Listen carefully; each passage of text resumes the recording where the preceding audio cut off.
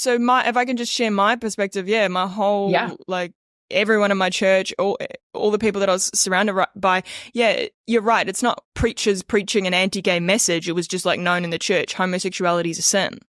But I've done a lot of deconstructing and realized, oh, well, actually, that's not what knowing Jesus is about. Knowing Jesus is about sort of reflecting the fruit of the Spirit and loving people. And I personally don't feel any conviction when I have sex with women. So there's a differentiation. So apart from regardless of the gender, you're not feeling conviction for sin, period. I feel conviction for sin. Like, I feel conviction for, man, so hard. Like, it's so deep for me. Like, it's so deeply embedded in the human heart. Like, this desire to want what others have, or this desire for jealousy, or to take and extract from people. I think sin is so deeply embedded into our motives. I think it's very shallow when we start to say, oh, same-sex attraction is a sin, because I'm just like, you ain't seen nothing. Like, only God can really get into the internal workings of the heart, for me. So I'm convicted daily, just not about having sex with women. That's what I'm confused about. But I mean, would you have conviction if you were having sex with a man? That's what I'm asking. Like, do you have conviction, period, over something like that? Okay, but let's say you were attracted to men. Would you find it okay? Know. That's hypothetical. Okay, so like, I'm just saying, let's say having sex with a woman was okay.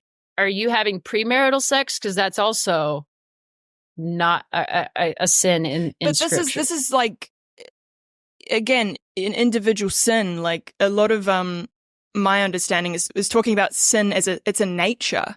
It's a nature that is opposed to God. It's not about these individual actions. Whenever people are like, oh, you're sinning, or you're having sex before marriage, or you're doing this, and I'm like, that to me is adhering to an external moral structure. It's not getting into the internal workings and changing the motives of your heart. Like, that's how I know Jesus. So I'm confused why anyone sends me Bible verses about, like, thou shalt not lie with another man, and Romans 1, God gave them over to their unnatural desires, and all these vice lists where I'm like, I can feel the Holy Spirit deeply working in my heart.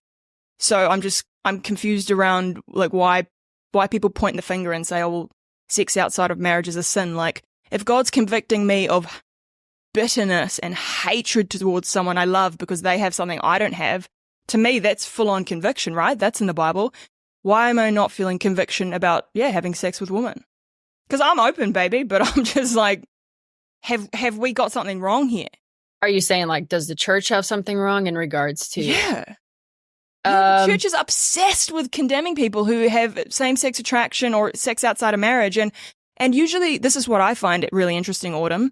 I find people that are saving themselves for marriage, they're often stuck in this, it's almost like they're worshipping their own sense of moral attainment as opposed to God himself, or their own sense of morality, and they become prideful and sort of righteous about it. That's always confused me, because often those people are worse off than That's true, maybe people that don't even know Jesus, that are having sex and whatever.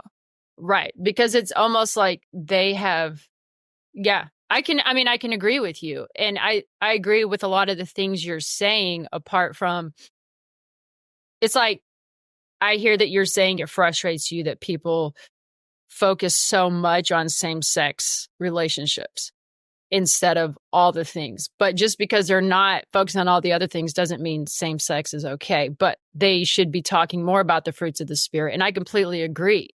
Because you can go to the South and you're not hearing pastors stand in the pulpit giving sermons like, husbands, are you speaking kindly to your wives? Are you serving her as the weaker vessel? Are you cherishing her? Are you loving her? Are you laying down your life for her? Like, you don't hear those messages because they don't really want to talk about that. And so I'm like, why aren't those sermons often? But I live in LA, and I was in a church for 7 years. They didn't have a sermon one time on homosexuality.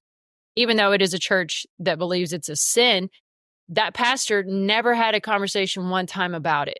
So the fact that you're getting these messages all the time, I think it's simply because it's the one thing you want to make okay, and the one thing that you're taking from the Bible that other Christians say is a sin, and you're saying, but it's not because you don't feel a conviction personally.